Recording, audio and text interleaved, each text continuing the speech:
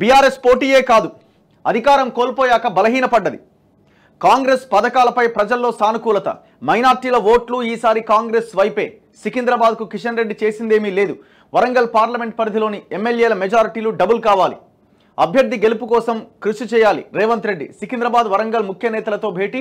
నేడు కొడంగల్కు రేవంత్ రెడ్డి. పార్లమెంట్ ఎన్నికల్లో కాంగ్రెస్కు బీఆర్ఎస్ పోటీనే కాదని రేవంత్ రెడ్డి అన్నారు. అధికారం కోల్పోయాక ఆ పార్టీ పూర్తిగా బలహీనపడిందన్నారు. కాంగ్రెస్ ప్రభుత్వం అమలు చేస్తున్న పథకాలపైన ప్రజల నుంచి సానుకూల స్పందన వస్తోందని, కష్టపడితే రాష్ట్రంలో అత్యధిక ఎంపీ సీట్లు గెలుచుకోవచ్చన్నారు. ఆదివారం జూబ్లీహిల్స్లోని తన నివాసంలో సికింద్రాబాద్, వరంగల్ లోక్సభ నియోజకవర్గాల కాంగ్రెస్ నేతలతో ముఖ్యమంత్రి వేరువేరుగా సమావేశమయ్యారు. సో ఈ సమావేశంలో ఆయన చెప్పింది ఏంటంటే, ముఖ్యమంత్రి అసలు బీఆర్ఎస్ పోటీనే కాదని. బీఆర్ఎస్ పోటీనే కాదు, కాంగ్రెస్ వర్సెస్ బీజేపీగా ఫైట్ ఉన్నది. ఇది చాలా క్లియర్గా గ్రౌండ్లో కనిపిస్తున్నది. 1 లేదా 2 నియోజకవర్గాల్లో ట్రయాంగిల్ ఫైట్ కనబడతా ఉన్నది. ఎక్కడో ఒక దగ్గర కాంగ్రెస్ వర్సెస్ బీఆర్ఎస్ గానో, లేదు బీజేపీ వర్సెస్ బీఆర్ఎస్ గానో 1-2 నియోజకవర్గాల్లో పోటీ ఉన్నది. సో ఓవరాల్గానైతే మెజారిటీ నియోజకవర్గాల్లో దాదాపు 14-15 నియోజకవర్గాల్లో కాంగ్రెస్ వర్సెస్ బీజేపీగానే ఫైట్ చాలా క్లియర్గా కనబడతా ఉన్నది. బీఆర్ఎస్ రాను ఇంకా పార్టీ పరిస్థితి చాలా దిగజారుతున్నది. కానీ ఇక్కడ కాంగ్రెస్ మరి వీళ్ళు మెజారిటీ సీట్లు సాధించే అవకాశం, మెజారిటీ అంటే ఎంత? మెజారిటీ అంటే 9 కూడా మెజారిటీ. మరి 8-9 వచ్చినా మెజారిటీనే. 17 సీట్లలో 9 వస్తే మెజారిటీనే కదా. అదా మెజారిటీ అంటే? లేదు 14 సీట్లు మెజారిటీనా? సో ఇది కూడా అర్థం కాని విషయం. ఎందుకంటే వీళ్ళు ఇచ్చిన క్యాండిడేట్స్ని చూసుకుంటే ఇప్పుడు సికింద్రాబాద్లో కిషన్ రెడ్డి మీద దానం నాగేందర్ని పెట్టారు. అయ్యేదాడ ఆయన ఇంతవరకు ప్రచారమే చక్కగా స్టార్ట్ చేయలే. సో ఇట్లాంటి నియోజకవర్గాలు చాలా ఉన్నాయి. ఇట్లాంటి నియోజకవర్గాలు వేల మీద మనం ఒక 4-5 నియోజకవర్గాల్లో వీళ్ళు ఇచ్చిన క్యాండిడేట్స్ బీఆర్ఎస్ పార్టీ నుంచి వచ్చిన వాళ్ళు ఉన్నారు, మొత్తం దొంగలే ఉన్నారు. మరి ఎట్లా ఇదవుతుందో చూడాలి. మరో బీఆర్ఎస్ ఎమ్మెల్యే హస్తం గూటికి. సీఎం సమక్షంలో కాంగ్రెస్లో చేరిన భద్రాచలం ఎమ్మెల్యే తెల్లం వెంకట్రావు. ఉమ్మడి ఖమ్మం జిల్లాలో కారు పార్టీ ఖాళీ. సో మొత్తం అక్కడ ఉన్న నియోజకవర్గాల్లో బీఆర్ఎస్ గెలిచిన ఒకే ఒక్క సీటు, మొత్తం 10లో 9 కాంగ్రెస్ గెలిచింది. మొన్నటి ఎలక్షన్స్లో ఒకే ఒక్క seat Bhadrachalam MLA, TRS MLA, BRS MLA Tellam Venkatrao గెలిచారు. ఆయన ఎలక్షన్ రిజల్ట్ రాగానే పొంగులేటిని కలిసిండు. సో అప్పటి నుంచి ఆయన కాంగ్రెస్కి టచ్లో ఉన్నారు. కాంగ్రెస్ మీటింగ్స్లో కూడా ఆయన అటెండ్ అవుతా ఉన్నారు. ఇవాళ అఫీషియల్గా నిన్న రేవంత్ రెడ్డి సమక్షంలో కాంగ్రెస్ కండువా కప్పుకున్నారు. మొత్తానికి పార్టీలో జాయిన్ అయిన వాళ్ళ సంఖ్య దీనితో 3 అనుకుంటా. కడియం శ్రీహరి, తెల్లం వెంకట్రావు, ఇంకెవరో జాయిన్ అయ్యారు కదా మొన్న.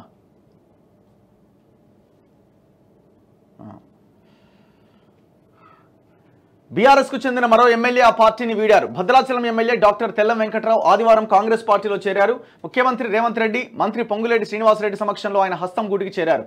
తెల్లం వెంకట్రావు, ఆయన అనుచరులకు కాంగ్రెస్ కండువా కప్పిన సీఎం రేవంత్ రెడ్డి వారిని పార్టీలోకి ఆహ్వానించారు. బీఆర్ఎస్ తరపున గెలిచిన Khairatabad MLA Danam Nagender, station Ghanpur MLA Kadiyam Srihari ఇప్పటికే కాంగ్రెస్లో చేరిన సంగతి తెలిసిందే. ఇప్పుడు తెల్లం చేరికతో కాంగ్రెస్లో చేరిన బీఆర్ఎస్ ఎమ్మెల్యేల సంఖ్య 3కు చేరింది. బీఆర్ఎస్కు చెందిన కంటోన్మెంట్ ఎమ్మెల్యే లాస్యానందిత రోడ్డు ప్రమాదంలో మరణించారు. దీంతో శాసనసభలో బీఆర్ఎస్ బలం 35కు పడిపోయింది. అంటే ఈ 3 ప్లస్ ఆమె చనిపోయింది కాబట్టి అక్కడ ఒక ఖాళీ ఏర్పడ్డది. మొత్తం 4 పోతే 39లో 35. అలాగే ఇటీవల జరిగిన అసెంబ్లీ ఎన్నికల్లో ఉమ్మడి ఖమ్మం జిల్లాలో బీఆర్ఎస్కు భద్రాచలం సీటు మాత్రమే దక్కింది. ఆ స్థానం నుంచి గెలుపొందిన తెల్లం వెంకట్రావు కాంగ్రెస్లో చేరడంతో ఉమ్మడి ఖమ్మం జిల్లాలో బీఆర్ఎస్కు ప్రాతినిధ్యం లేకుండా పోయింది. అయితే మంత్రి పొంగులేటి అనుచరుడిగా పేరున్న తెల్లం వెంకట్రావు తొలుత ఆయనతో పాటు కాంగ్రెస్లో చేరారు. అయితే భద్రాచలం టికెట్ సిట్టింగ్ ఎమ్మెల్యే పొదం వీరయ్యకే ఇస్తామని కాంగ్రెస్ అధిష్టానం తేల్చి చెప్పడంతో వెంకట్రావు మళ్లీ బీఆర్ఎస్లో చేరి ఆ పార్టీ నుంచి టికెట్ దక్కించుకొని గెలుపొందారు. కాంగ్రెస్ పార్టీ రాష్ట్రంలో అధికారంలో చేపట్టిన తర్వాత తెల్లం వెంకట్రావు మంత్రి పొంగులేటితో కలిసి ముఖ్యమంత్రి రేవంత్ రెడ్డిని పలుమార్లు కలిశారు. జిల్లాలో కాంగ్రెస్ పార్టీ ఆధ్వర్యంలో జరిగిన పలు కార్యక్రమాల్లో పాల్గొన్నారు. అలాగే తుక్కుగూడలో శనివారం జరిగిన కాంగ్రెస్ జనజాతర సభకు కూడా హాజరయ్యారు. చివరికి ఆదివారం అధికారికంగా కాంగ్రెస్ కండువా కప్పుకున్నారు. కాంగ్రెస్లో చేరిన తెల్లం వెంకట్రావు శాసనసభ సభ్యత్వాన్ని రద్దు చేయాలని స్పీకర్కు ఫిర్యాదు చేస్తామని ఖమ్మం జిల్లా బీఆర్ఎస్ అధ్యక్షుడు ఎమ్మెల్సీ తాతా మధుసూదన్ పేర్కొన్నారు. కాంగ్రెస్లో చేరిన తెల్లం తన ఎమ్మెల్యే పదవికి రాజీనామా చేయాలి అని డిమాండ్ చేశారు. సో అట్లా చాలామంది కాంగ్రెస్లో చేరినారట ఎప్పుడు నిన్న రేవంత్ రెడ్డి సమక్షంలో. దానికి తారక రామారావు కేటీఆర్ ఏమంటుండంటే, మా ఎమ్మెల్యేని ఎట్లా చేర్చుకుంటారు మీరు అంటాడు. మా ఎమ్మెల్యేని మీరు ఎట్లా చేర్చుకుంటారు అంటాడు. మరి వాళ్ళ ఎమ్మెల్యేలను మీరు ఎట్లా చేర్చుకున్నారు అన్న దానికి ఆన్సర్ లేదు. ఇప్పుడు వాళ్ళ మీద అనర్హత వేటు వేయాలంటుండే, వేయాల్సిందే. మేము కూడా డిమాండ్ చేస్తున్నాం, ఖచ్చితంగా అనర్హత వేటు వేయాలి. కానీ వీళ్ళకి అడిగే హక్కు అర్హత ఎక్కడిది? అర్హతని కోల్పోయినారు కదా. అరే పార్టీలనే విలీనం చేసుకున్నారు. సిఎల్పిని విలీనం చేసుకుంటారు, 12 మంది ఎమ్మెల్యేలను తీసుకుని 2018లో గెలిచిన తర్వాత, 2014లో గెలిచిన తర్వాత బీఎస్పీ ఎమ్మెల్యేలను తీసుకున్నారు, టీడీపీ ఎమ్మెల్యేలను తీసుకున్నారు, ఆ పార్టీ విలీనం చేసుకున్నారు, అంటే ఆ ఎల్పీని విలీనం చేసుకున్నారు. మొత్తం అసలు ఏ పార్టీని లేకుండా చేసిరు కదా. 2014లో అయితే ఇక అసలు ఎమ్మెల్యేలను తీసుకొని మళ్ళీ వాళ్ళకి మంత్రి పదవులు ఇచ్చి ఒకరిద్దరికి తలసాని శ్రీనివాస్ యాదవ్ లాంటి వాళ్ళకి స్పీకర్కి కంప్లైంట్ చేసినా కూడా దాని మీద అసలు కనీసమైన చర్యలు తీసుకోలే. మరి ఆనాడు సంగతి ఏందా? మేము ముందు నుంచి ఒకటే స్టాండ్తో ఉన్నాం. ప్రజలు కానీ చాలామంది మేధావులు కానీ ఒకటే స్టాండ్తో ఉన్నారు. ఒక పార్టీ నుంచి గెలిచిన ఎమ్మెల్యేలు ఇంకో పార్టీలోకి వెళ్ళడం తప్పు. ఇప్పుడు ఎట్లా అడుగుతున్నారు చూడండి. మా ఎమ్మెల్యేను ఎలా చేర్చుకున్నారు? కాంగ్రెస్ రీతి నీతి ఇదేనా? ఫిరాయింపులపై చట్ట సవరణ అన్నారు. జనజాతర సభ కాదు, హామీల పాతర సభ, న్యాయ పేరిట నయా నాటకం కేటీఆర్. ఇప్పుడు వాళ్ళకి రీతి లేదు నీతి లేదు అనుకుందాం. వాళ్ళు కూడా ఏమన్నారు? ఈ ఎమ్మెల్యేల మీద అనర్హత వేటు వేయాలని పోరాటం చేశారు. ఆ 12 మంది కాంగ్రెస్ ఎమ్మెల్యేల మీద వాళ్ళనే తీసుకున్నారు. ఎట్లా? నీ పార్టీలో ఉన్న దరిద్రులు దానం నాగేందర్ లాంటి వాళ్ళని. అయిపోయిందా? వాళ్ళని క్వశ్చన్ చేయాలి. కానీ నువ్వు చేసింది ఏంది? నువ్వు ఫస్ట్ ఒప్పుకో, నేను చేసింది కరెక్టే అని ఒప్పుకొని, లేకపోతే తప్పు అని ఒప్పుకొని వేరే వాళ్ళని క్వశ్చన్ చేయి. కాంగ్రెస్ చేపట్టింది జనజాతర సభ కాదు, హామీల పాతర, అబద్ధాల జాతర సభ అని బీఆర్ఎస్ వర్కింగ్ ప్రెసిడెంట్ కేటీఆర్ అన్నారు. శనివారం కాంగ్రెస్ చేపట్టిన జనజాతర సభ పైన ఆదివారం ఎక్స్ వేదికగా ఆయన విమర్శలు గుప్పించారు. నమ్మి ఓటేసిన 4 కోట్ల తెలంగాణ ప్రజలను 4 నెలలుగా కాంగ్రెస్ నయవంచన చేస్తోందని ఆరోపించారు. కాంగ్రెస్ అసమర్థ పాలనలో సాగునీరు లేక అన్నదాతలు పంట నష్టపోతున్నారని, అసలు వీళ్ళకి ఏ కనీసమైన అర్హత వీళ్ళకున్నది చెప్పండి? రుణమాఫీ లేక అప్పుల పాలవుతున్నారని, తాగునీటికి ప్రజలు తన్లాడుతున్నారని, కాంగ్రెస్ మోసాలపై మహిళలు మండిపడుతున్నారని ధ్వజమెత్తారు. అసెంబ్లీ ఎన్నికల సమయంలో 6 గ్యారంటీల పేరిట గారడీ చేసిన రాహుల్ గాంధీ ఇప్పుడు లోక్సభ ఎన్నికల ముందు న్యాయ పేరిట నయా నాటకానికి తెరతీశారా అని ప్రశ్నించారట. అసలు నువ్వు 10 సంవత్సరాలుగా 2014 మేనిఫెస్టో, 2018 మేనిఫెస్టో, నువ్వు ఇచ్చిన హామీలు, నువ్వు చేసిన పనులు ఒక్కసారి లెక్కది కదా. నీ డబుల్ బెడ్రూమ్ ఇండ్లు, KG to PG, SC ST corporation లోన్లు, బీసీ కార్పొరేషన్ లోన్లు, నీ దళిత బంధు, అన్ని లెక్కలది. వాస్తవాలన్నీ బయటకు వస్తాయి కదా.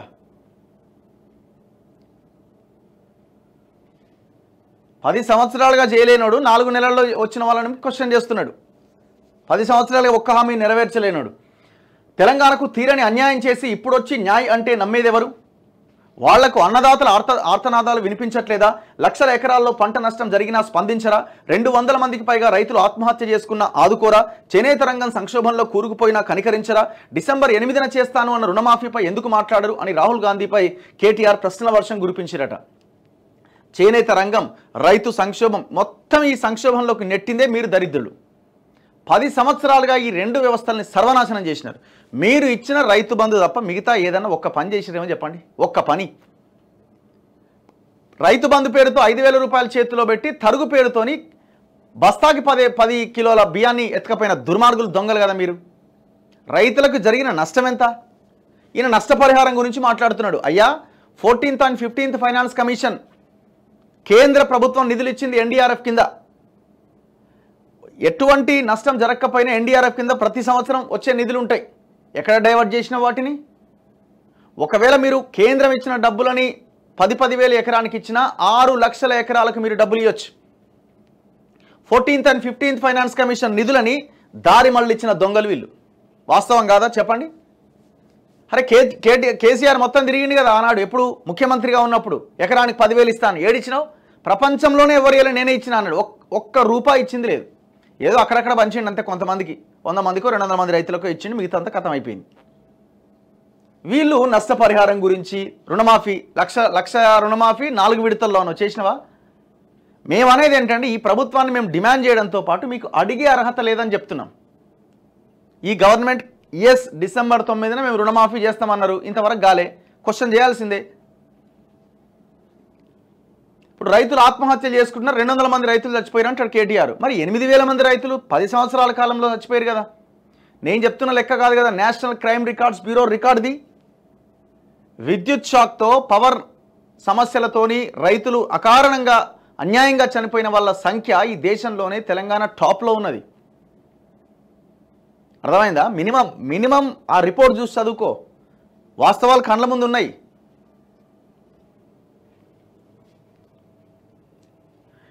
కేటీఆర్ దేశంలో బీసీ ఎస్సీ ఎస్టీలు మైనార్టీలు ఇంకా వెనుకబడి ఉన్నారంటే కారణం కాంగ్రెస్ అని మండిపడ్డారు. నువ్వేం పైకి తెచ్చినావు వాళ్ళని? ఏం పైకి తెచ్చినావు? ఎస్సీ ఎస్టీ సప్లాన్ నిధులని దాదాపు 1,00,000 కోట్ల నిధులు దారి మళ్ళీ ఇచ్చినావు. దళిత బంధు పేరుతో మోసం చేసినావు. చివరికి ఎస్సీ ఎస్టీ సప్లాన్ నిధులని, అది చట్టం, అది ఈ రాష్ట్రంలో ఉన్న చట్టం, అది గత ప్రభుత్వం తీసుకొచ్చిన చట్టం, అదే కాంగ్రెస్ ప్రభుత్వం తీసుకొచ్చిన చట్టం. 1 సంవత్సరం ఎస్సీ ఎస్టీ సప్లాన్ నిధులు ఖర్చు పెట్టకపోతే నెక్స్ట్ ఇయర్కి క్యారీ ఫార్వర్డ్ అయితే ఆ నిధులు. దుర్మార్గులు మీరు ₹1 ఖర్చు పెట్టకుండా 1,00,000 కోట్లు దారి మళ్ళీ ఇచ్చినారు. కులగణన పేరిట కొత్త పల్లవి అందుకున్న కాంగ్రెస్కు ఓట్లు రాలవని, చేతి గుర్తుకు ఓటేస్తే చేతులెత్తేయడం ఖాయమని తెలంగాణ సమాజానికి అర్థమైపోయిందన్నారు.